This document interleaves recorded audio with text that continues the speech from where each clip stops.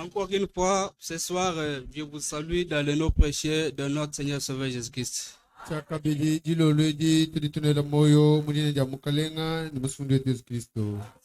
remercie notre Père Céleste de nous avoir tous accordé encore le souffle de vie, de nous avoir encore accordé du temps d'être devant sa présence. Tout ceci, c'est juste par sa grâce, c'est juste par son amour envers nous. Que son nom soit grandement loué jamais. Vraiment, nous sommes venus au devant de Dieu. Comme nous sommes venus au devant de Dieu, c'est juste pour écouter sa parole.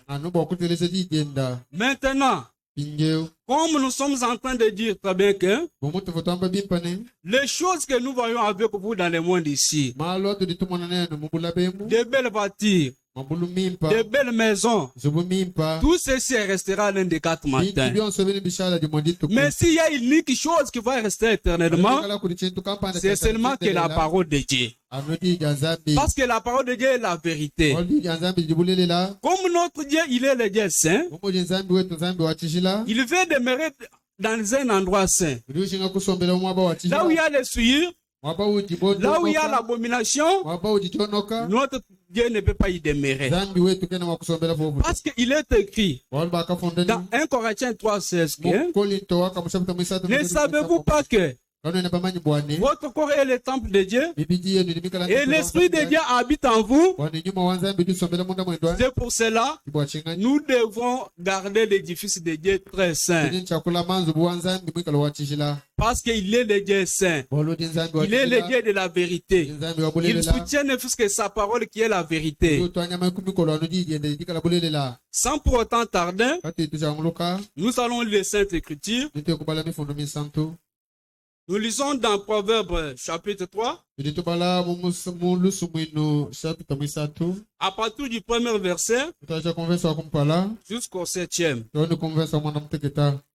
Mon fils, n'oublie pas mes enseignements et que ton cœur garde mes préceptes, car ils prolongeront le jour et les années de ta vie. Ils augmenteront ta paix. Que la bonté et la fidélité ne t'abandonnent pas. Liez-les à ton cou. Écris-les sur la table de ton cœur. Tu acquerras ainsi de la grâce et une raison saine aux yeux de Dieu et aux yeux des hommes.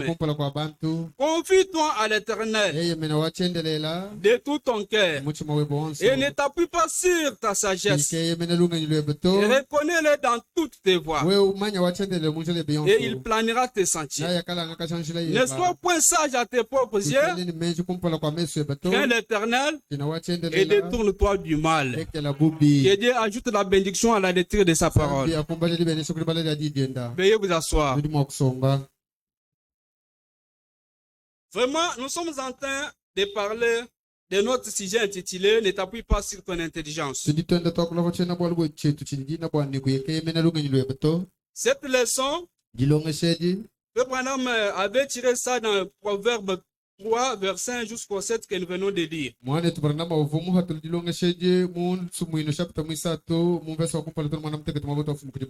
Nous avons vu comment Salomon est en train de nous conseiller dans ces lieux. Les conseils dont Salomon est en train de donner à ses fils, c'est ce que son père faisait aussi à son tour. Il avait copié les habitudes de son papa David. Mais Salomon, il avait écouté les conseils de David. Il avait bien adopté cela. Maintenant, dans son tour, il a commencé à prodiguer les mêmes conseils à ses enfants. Pour faire connaître à ses enfants que, mon fils, n'oublie pas mes enseignements. Que ton cœur garde mes préceptes. Car ils prolongeront le jour de ta vie. Ils augmenteront ta paix. Et la royauté la royauté, la royauté et la fidélité ne t'abandonnent pas. Liez-les à ton cou et qu'il est sur la table de ton cœur. Qui acquérera ainsi une grâce au devant de Dieu, au devant des hommes. Il dit ceci: ne te confie pas à ton intelligence, confie-toi à l'Éternel et recommande-lui ton sort, car il agira. Mes frères et sœurs, la sagesse humaine, les pensées humaines échouent. Mais il y a la sagesse qui demeure éternellement. C'est la sagesse de Dieu. C'est pour cela que Salomon, dans son tour, comme il avait déjà bien observé le conseil de son papa David, il avait demandé à Dieu de lui donner la sagesse, y compris l'intelligence. Et Dieu lui avait accordé cela. Quand il avait demandé ça, ce n'était pas pour qu'il commence à faire des problèmes, mais c'était pour qu'il puisse diriger son royaume. Comme notre Dieu, il est le Dieu qui ne ment pas. Un jour, il y avait des femmes qui avaient donné naissance aux maternités. L'une s'est appuyée sur son enfant et son enfant était mort. Maintenant, quand elle a vu que l'autre est endormi, elle a pris l'enfant qui était mort, elle est allée mettre à celui qui était vivant. Mais le matin, il y a eu des troubles. Mais on est allé avec ces problèmes-là de voir Salomon. Celui qui n'avait pas l'enfant, il a commencé à s'agiter. L'enfant qui est vivant ici, c'est mon enfant. Mais l'enfant qui est mort, ce n'est pas mon enfant. Mais Salomon a trouvé la sagesse pour du cœur. Amenez-moi le couteau. Nous allons partager cet enfant. Mais la propriétaire de l'enfant qui était vivant, elle a senti les douleurs dans son cœur. Elle a dit: oh roi, ne tue pas cet enfant. Tu peux donner même cet enfant à la dame ici. Et je vois même mon enfant vivant dans ses mains. Au lieu de la tuer. Mais celui qui n'était pas l'auteur de l'enfant, il a commencé à se réjouir. Joue-là. Joue-là. Mais Salomon a discerné pour dire: cet enfant n'est pas pour cette maman. Cet enfant et pour la maman qui est en train de pleurer. Vous avez vu comment il a retranché le problème. Que Dieu vous bénisse. Les sagesses des humains tuent mes frères et sœurs. Mais la sagesse qui est au-dessus de toutes les sagesses, c'est la sagesse du Seigneur Jésus-Christ. C'est pour cela, en tant que chrétiens, nous devons désirer la sagesse d'en haut, afin que lui-même puisse nous conduire dans nos chemins. C'est pour cela, hier nous avons vu comment aujourd'hui nous envoyons nos enfants à l'école pour aller trouver l'intelligence et pour avoir la connaissance. Mais Salomon fait des commentaires là pour dire, et Frère Branham ajoute là, tout ce que Salomon faisait, ce n'était pas pour que ses enfants ne puissent pas étudier. Il avait l'envie que ses enfants puissent étudier. Mais ce qui est la plus mauvaise que lorsque vous étudiez et vous vous confiez à votre intelligence, à votre connaissance intellectuelle, et vous commencez à contredire la parole de Dieu, cela devient mauvais. Mais la meilleure des choses à faire, laissez tomber vos instructions. Appuyez-vous à la parole de Dieu qui est véritable. Que Dieu du ciel vous bénisse. Il est le Dieu merveilleux. Malgré les études faites, la mort nous attend. Mais quand nous allons mourir l'un des 4 matins, quand il sera devant le trône du jugement de Dieu, tu vas présenter à Dieu: quand j'étais sur la terre, j'ai obtenu beaucoup de diplômes. Dieu ne te demandera pas ça. Il va te demander, toi quand tu étais sur la terre, qu'est-ce que tu as fait avec ma parole? Que Dieu du ciel vous bénisse. Car la parole de Dieu est la vie. Jésus-Christ lui-même, il est le chemin, il est la vie, il est la vérité. C'est l'unique personne à suivre. C'est l'unique personne à faire confiance.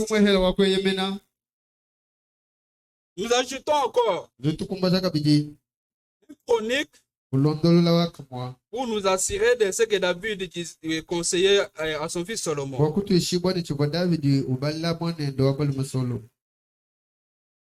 Chapitre 28, verset 9.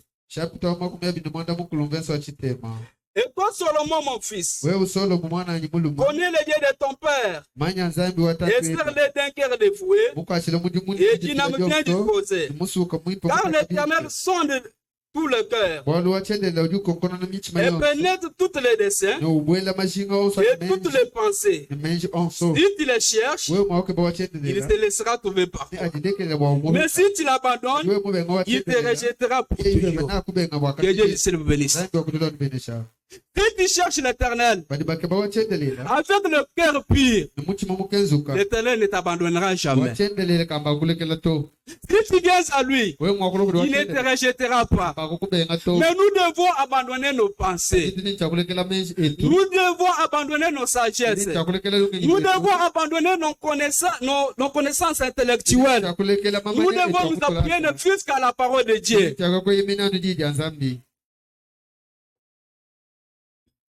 Jérémie 32,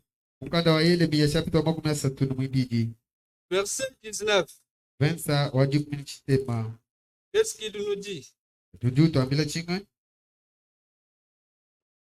Tu es grand en conseil et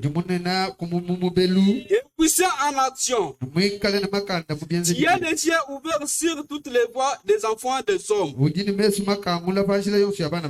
rendre à chacun selon ses voies et selon le fruit de ses œuvres. Que Dieu du ciel vous bénisse. Notre Dieu, avant de punir une nation, avant de punir qui que ce soit, il a toujours envoyé l'avertissement. Que Dieu du ciel vous bénisse. Il n'a pas changé. Comme il avait puni cela du temps de Lot. Comme il avait puni cela du temps de Noé. Il doit le faire encore aujourd'hui. Il n'a pas changé.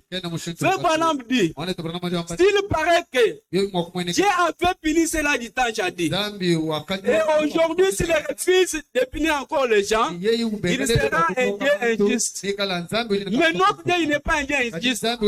Il est le juste juge. Que Dieu du ciel vous bénisse. Vous pouvez marcher en ayant l'oubli, en disant que nous pouvons nous comporter de n'importe quoi. Ne vous y trompez pas. Ne vous appuyez pas sur votre intelligence. Ici, là, le Seigneur Jésus qui sera la porte. Quand il viendra, il va te trouver dans quel côté?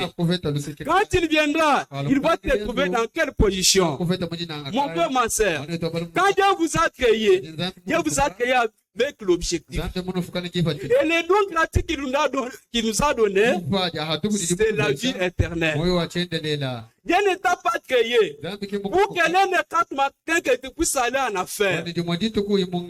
Mais l'objectif qu'il a envers nous, que nous puissions obtenir sa miséricorde. Que Dieu du ciel vous bénisse. Il est le Dieu merveilleux. Ne vous appuyez pas sur votre propre pensée. Parce que vos pensées ne sont pas les pensées de Dieu. Vos voix ne sont pas ses voix. Ses pensées au-dessous de nos pensées. Ses voix au-dessus de nos voix. Il est le Dieu à craindre. Il est le Dieu à faire confiance. Dieu n'est pas notre ami. Nous ne pouvons pas nous habituer avec Dieu. Il est le Dieu inhabituel. Il est le Dieu à craindre. Nulle personne ne peut se comparer à lui. Les cieux est ton trône. La terre, c'est ses marchepieds. Qui peut se comparer à ce Dieu? Il est le Dieu à craindre. Il est le Dieu à faire confiance. Nous devons marcher chaque jour en ayant la crainte de sa parole. Nous devons nous comporter comme si aujourd'hui, là, Jésus-Christ va venir. Parce que vous ne savez pas quand est-ce qu'il viendra. Nous ne savons pas ni l'heure. Nous ne savons pas ni jour. Nous ne savons pas même la minute, ni les secondes. Aucune personne ne le sait. Même Jésus lui-même ne le connaît pas. Ça, c'est un secret que Dieu lui-même connaît.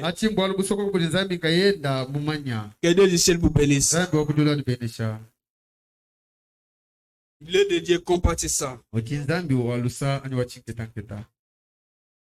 Nous sommes 139. Verset 23. Voilà comment David est en train de pleurer ici. Sonde-moi, oh Dieu. Connais mon cœur. Éprouve-moi. Et connais mes pensées. Et regarde si je suis sur une mauvaise voie, et conduis-moi sur la voie de l'éternité.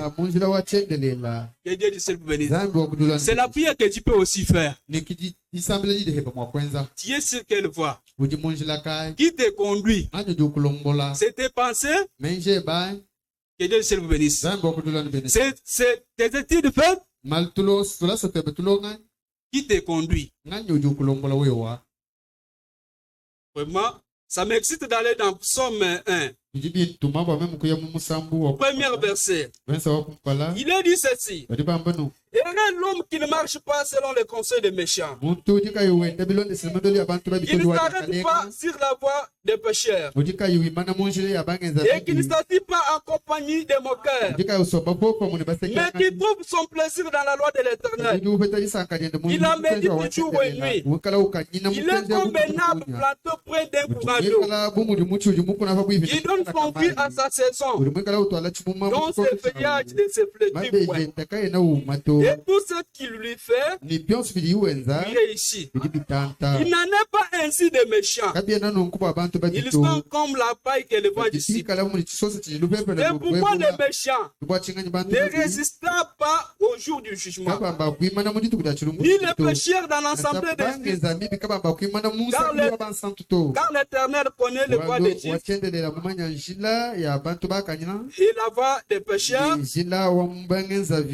mène à la ruine. Que Dieu du ciel vous bénisse. Ce soir, Dieu sur quelle voie? Ce soir, qu'est-ce qui domine sur toi? C'est Christ ou bien c'est toi-même? Tu t'es conduit ou bien c'est Christ qui t'est conduit? Que Dieu du ciel vous bénisse. Dieu connaît ceux-là qui se confient en lui. Mais toi, à qui est-ce que tu t'es confié? Tes aïeux? Tu t'es confié à tes aïeux? Ou bien tu t'es confié à Dieu? Nous sommes 51.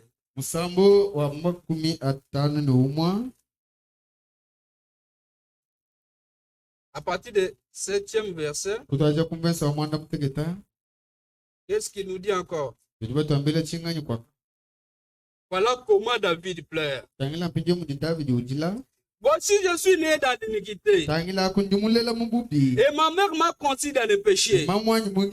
Mais tu veux que la vérité soit au fond du cœur.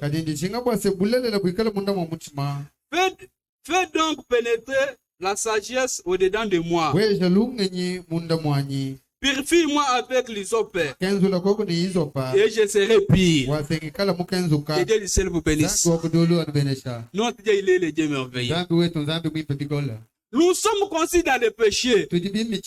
Nous sommes vraiment enfantés dans les crimes. Mais notre Dieu veut que sa vérité soit dans nos bouches. Il veut que nous puissions vivre sa vérité. Il voulait que nous puissions suivre sa voie. Dieu nous aime tant.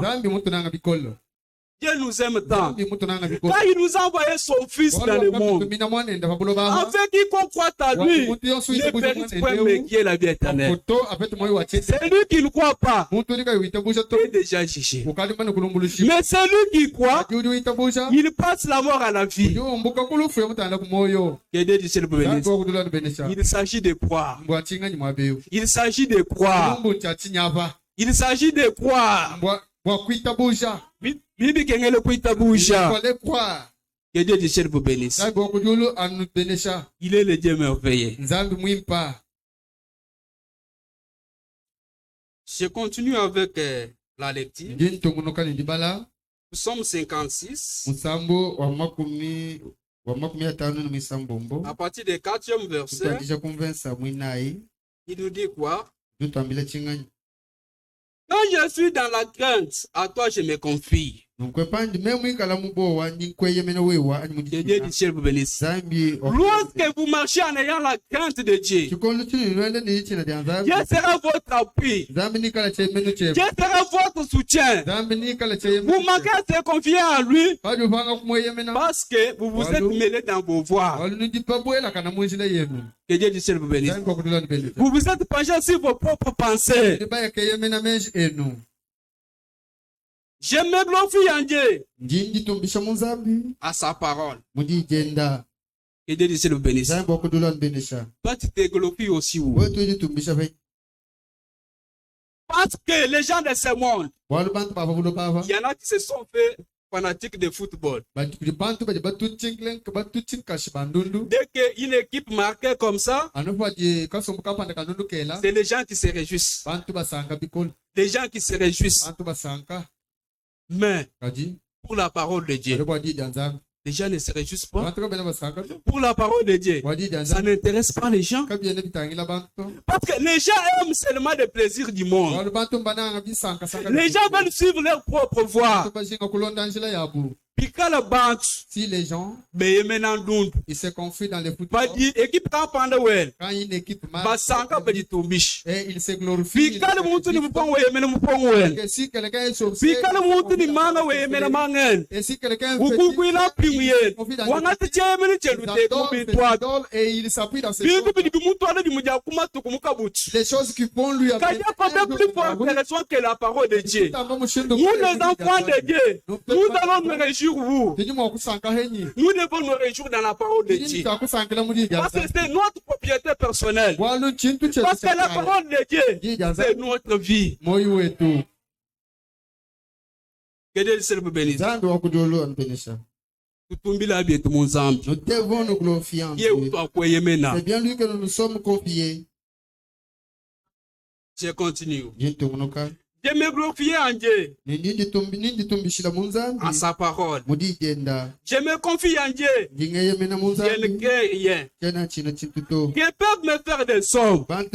Lorsque tu te confies en Dieu, il faut avoir de l'assurance. N'ayez pas peur. Parce qu'il est notre poteau d'attache. Il est notre secours qui ne manque jamais au moment de la détresse. Il dit dans sa parole, ce qui est entre mes mains, personne ne peut ravir. Personne ne peut toucher. Si vous êtes dans la main de Dieu, vous êtes en protection. Si vous êtes dans la main de Dieu, vous êtes en progression. Ne vous inquiétez de rien. Votre Dieu est vivant. Il n'a jamais déçu ses enfants. Il n'a jamais déçu ceux-là qui se confient en lui.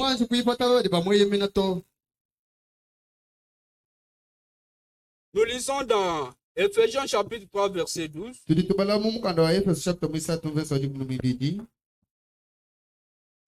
En qui nous avons par la foi en lui la liberté de nous approcher de Dieu avec confiance. En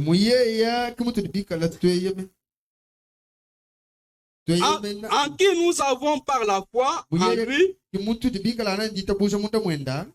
La liberté de nous approcher de Dieu avec confiance. Que Dieu du ciel vous bénisse. C'est en Jésus-Christ que nous avons eu la liberté de nous approcher au devant de Dieu avec l'assurance, avec la foi, avec la confiance. Nous là, on nous appelait que nous sommes les tribus des chiens. Quand vous n'étions connus de personne. Personne ne s'intéressait à nous. Mais lorsque Jésus-Christ a été crucifié à la croix, il a accepté toutes les souffrances. Il a été couronné d'épines. Et on l'a percé par et on l'a craché sur lui. Il a été torturé. Ce temps-là, c'est alors que nous avons reçu le salut. Que Dieu du ciel vous bénisse. Il avait crié au bois du calvaire. Père, tout est accompli. Notre délivrance, notre bénédiction, notre rédemption, tout est accompli au bois du calvaire. Qu'est-ce qui reste encore? Nous avons la vie dans le sang du Seigneur Jésus-Christ. Que Dieu du ciel vous bénisse. En lui, nous avons eu la liberté. D'être appelés aujourd'hui les enfants de Dieu. Nous étions dans nos coutumes, dans nos traditions. À des fois, il y en a qui tuaient les gens. Il y en a qui pratiquaient même les mascottes. Mais quand vous avez appris de la bonne nouvelle de la part de Dieu, vous avez tout abandonné et vous êtes venus. Et je vous assure, comme vous êtes venus, comme vous êtes venus, il ne vous abandonnera pas. Il n'a jamais décidé cela qui se confie en lui.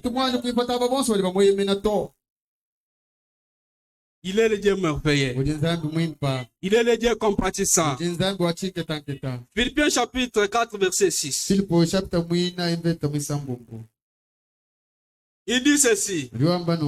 Ne vous inquiétez de rien, mais en toute chose, faites connaître vos besoins à Dieu. Par des prières de supplication, avec des actions de grâce. Que Dieu du ciel vous bénisse. Jésus-Christ était mort. Il était ressuscité. Il est devenu notre propriétaire personnel. En montant au ciel, il a fait les dons aux hommes. Il nous a dit que je m'en vais vous préparer une place. Afin que là où je suis, que vous y soyez aussi. Que Dieu du ciel vous bénisse. Quand nous vous parlons, il est à la droite de son Père, en train d'intercéder pour nos cas. Jésus-Christ, il est notre avocat. Il est notre prince de la paix. Il est notre justice. Il est notre appui. Il est notre soutien. Il est notre réconfort. Il est notre refuge. Il est plus que capable. Lui, le rocher des âges. Lui, le Seigneur Jésus-Christ. Il n'a jamais eu la dette de quelqu'un. Ce soir, confiez-vous à lui. Ne vous inquiétez de rien. Faites connaître vos besoins à Dieu. Par la prière de supplication et par les actions de grâce. La prière, c'est notre arme.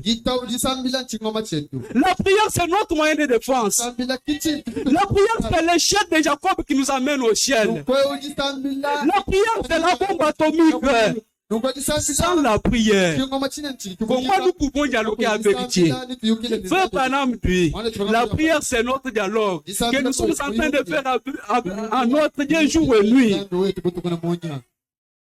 Mais quand vous abandonnez la vie de la prière, qu'est-ce qui prouve que vous vous êtes confié à Dieu? Qu'est-ce qui prouve que tu aimes Dieu? Que Dieu du ciel vous bénisse.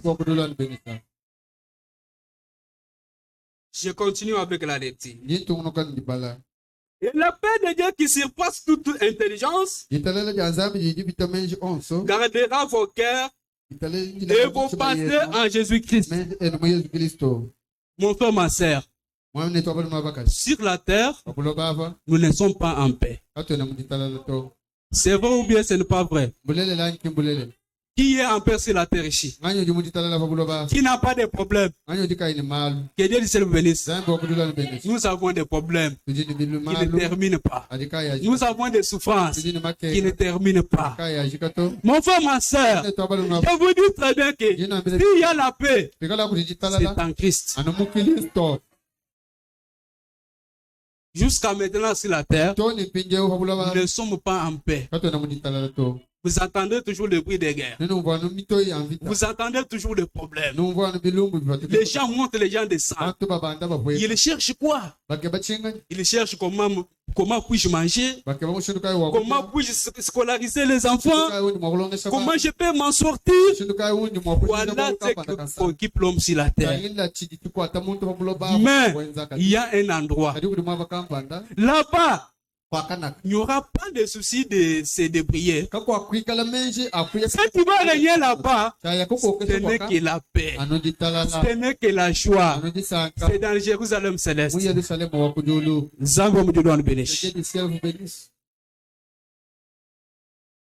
Vraiment, ne vous inquiétez de rien. Faites connaître vos besoins à Dieu. Je lis dans Matthieu 7, verset 7, il dit ceci. Demandez, on vous donnera. Et cherchez, vous trouverez. Frappez, on vous ouvrira. Car quiconque demande, il reçoit. Celui qui cherche, trouve. On l'ouvre à celui qui cherche. On l'ouvre à celui qui frappe. Que Dieu dise le bénisse. Est-ce que le Seigneur Jésus-Christ vous a interdit de ne plus lui demander? Mais pourquoi vous vous inquiétez? Pourquoi vous vous agitez? Demandez tout ce que vous avez besoin. L'Éternel Dieu vous donnera. N'importe quel problème que tu as, parle seulement à Dieu. C'est lui qui a la solution finale.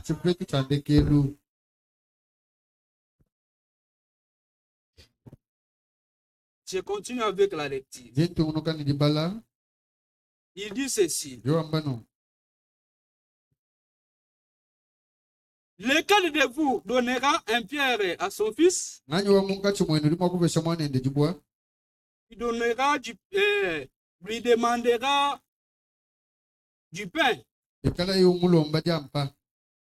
Ou s'il demande un poisson, lui donnera-t-il un serpent? Si donc le méchant comme vous êtes, vous savez donner de bonnes choses à vos enfants, à combien plus forte raison votre Père qui est dans les cieux? Que Dieu vous bénisse. Si vous le parent, ce que l'enfant te demande, c'est ce que tu vas lui donner. Maintenant, si tu as aussi un besoin, n'importe quel besoin que tu as, si le problème du Saint-Esprit, l'autre Dieu ne peut pas te donner ça. Il donne. Il faut demander. Il faut lui demander. Ne vous inquiétez pas. Premièrement, cherchez le royaume des cieux et sa justice. Et le reste des choses vous seront données par destin. Que Dieu dise vous bénisse.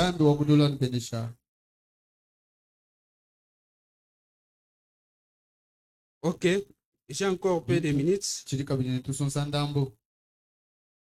Je lis dans Luc 8, verset 43. Qu'est-ce qu'il nous dit? Or, il y avait une femme atteinte d'une perte de sang depuis 12 ans et qui avait dépensé tout son bien pour le médecin sans aucun ait pu la guérir. Il s'approcha par derrière et touchant les bords du vêtement de Jésus. Au même instant, La perte de sang s'arrêta. Et Jésus dit, qui m'a touché. Comme tous s'en défendaient, Pierre et ceux qui étaient avec lui dirent, Maître, la foule tantôt était presse. Et tu dis qu'il m'a touché. Mais Jésus répondit, quelqu'un m'a touché. Quand j'ai connu une force était sortie de moi. La pomme se voyait découverte. Bien tout tremblante. S'est jetée à ses pieds. Et déclarant devant tout le peuple pourquoi elle avait touché et comment elle avait été guérie à l'instant. Jésus lui dit, ma fille, ta foi t'a sauvé. Que Dieu dise le bénisse. Pourquoi vous vous inquiétez? Là, cette femme, quand elle avait des douleurs, elle a marché partout. Il n'a pas trouvé la solution. Mais quand elle a pu parler de Jésus, elle s'est approchée. Elle a pris la décision en elle-même en disant, si je pars et que je touche le bord de ses vêtements, je serai guéri. Dieu lui avait fait selon sa foi. Et cette femme était guérie. Elle avait témoigné devant le champ. Et Jésus a parlé à cette femme. Ma fille, vois ta foi t'a guérie. Que Dieu du ciel vous bénisse. Nous lisons dans le sermon intitulé La foi parfaite. Paragraphe 104. Demandez à n'importe quel médecin. La première chose qu'il fera, c'est de vous donner confiance dans les médicaments. Qu'il vous donne. Si vous n'avez pas confiance en lui, vous feriez mieux de laisser. Que Dieu du ciel vous bénisse. Ça, c'est un exemple terre à terre. Chaque fois que vous suivez les soins médicaux, lorsque vous partez pour suivre les soins médicaux, un médecin peut prendre les médicaments en train de te montrer. Si tu prends cette molécule, par exemple, c'est un antidiurétique. Tu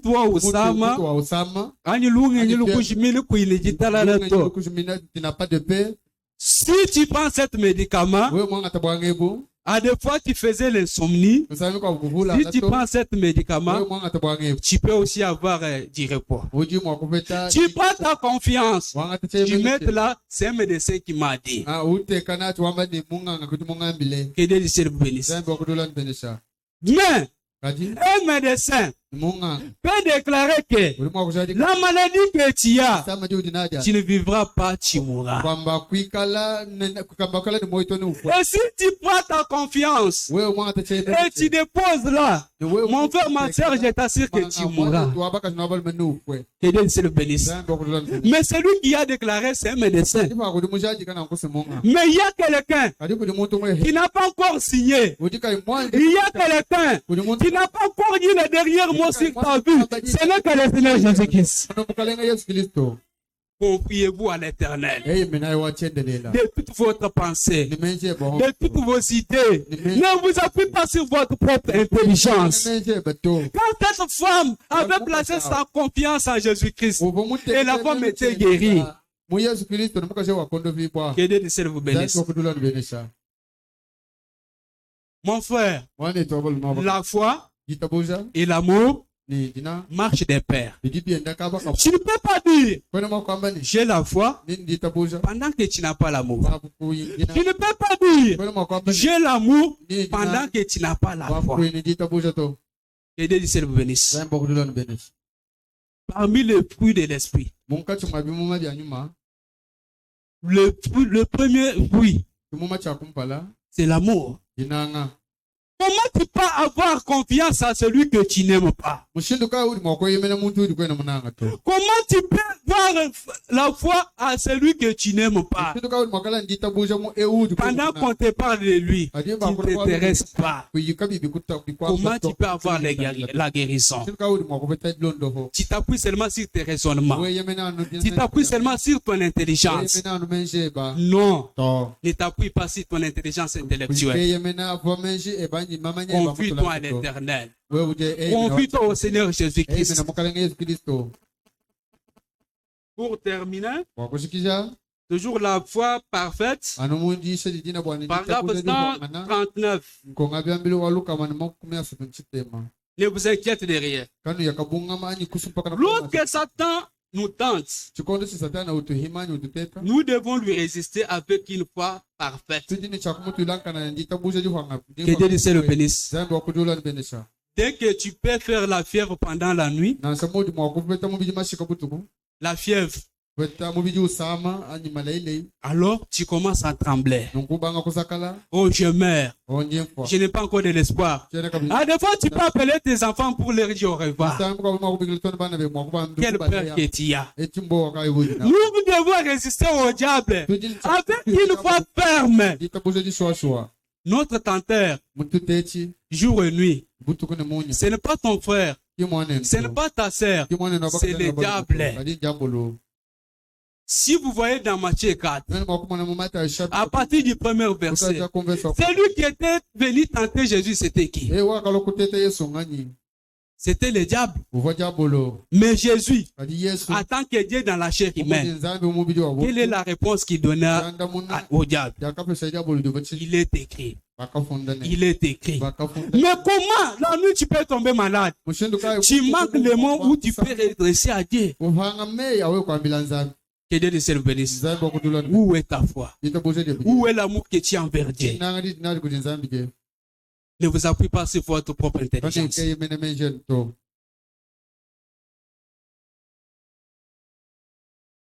J'ai encore des minutes. Avec une foi parfaite, dans une parole parfaite, comme le fit Jésus. La parole de Dieu est parfaite. Nous devons avoir une foi parfaite dans cette parole parfaite, de résister à Satan.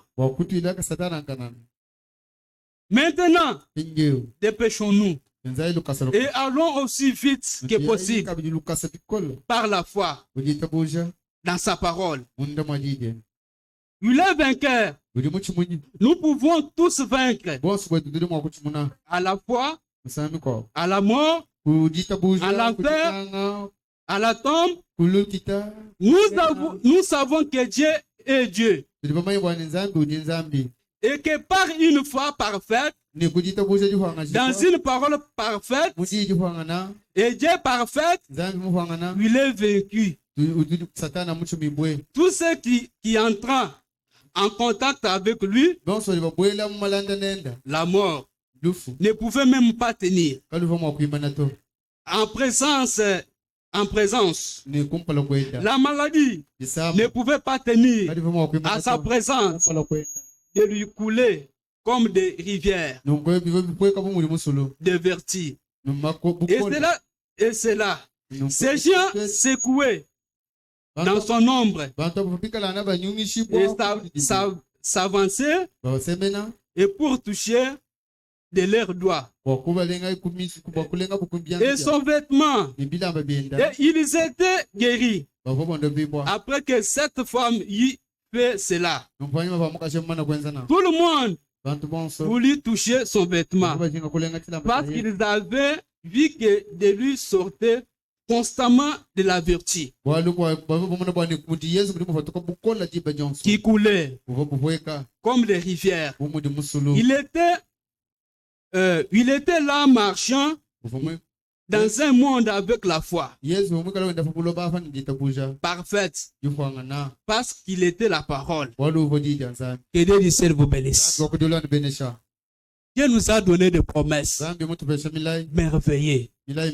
En disant, pour les petits enfants, ne craignez point, celui qui est en vous est plus grand que celui qui est dans le monde. Je n'ai pas le temps de lire. C'est dans 1 Jean 5, à partir de 4e et 5e verset, il est dit ceci: ce qui triomphe du monde n'est rien d'autre. Ce n'est que notre foi dans les promesses de Dieu. C'est la foi que nous avons qui triomphe du monde. Que Dieu dise le bénisse. Comment toi tu as peur, mais comment tu peux triompher? Que Dieu dise le bénisse. Placez votre foi dans les promesses de Dieu. Parce que les promesses de Dieu sont infaillibles. Ce qu'il dit, il le fait. Ce qu'il promet, il le réalise. Il n'est pas comme un fils de l'homme pour mentir. Il n'est pas comme un fils de l'homme pour se repentir. Il est le Dieu qui soutient sa parole. Soyez certains de Dieu. N'ayez pas de doutes. Ne t'attribuez pas des maladies. Non, je suis un hypertendu. Partout où tu marches, je suis en hypotension. Chez moi, à chaque fois qu'on dose la glycémie, je suis toujours en hyperglycémie. Non, ne t'appuie pas à cela. Voyez celui qui avait payé le prix pour toi. C'est le Seigneur Jésus-Christ. Il déclare dans sa parole: par mes maîtrises, vous avez déjà été guéris. Que Dieu dise le bénisse. Il est le Dieu merveilleux. Et revenez à l'Éternel de tout votre cœur. Ne vous appuie pas à votre intelligence. Ce soir, si vous êtes venu en étant accablé de problèmes, en ayant des maladies, je te dis, il y a un homme qui te guérit de toutes tes maladies. C'est le Seigneur Jésus-Christ. Il nous a donné le nom qui est au-dessus de tous les noms. Les noms qui n'échouent pas. Les noms qui donnent la vie. Les noms qui chassent les démons. Les noms qui guérissent les maladies. Les noms qui font les stériles les mères. Les noms qui font marcher les boiteux. Le nom qui fait que les aveugles voient, c'est le nom du Seigneur Jésus-Christ. Pour ce soir, qu'il vous bénisse.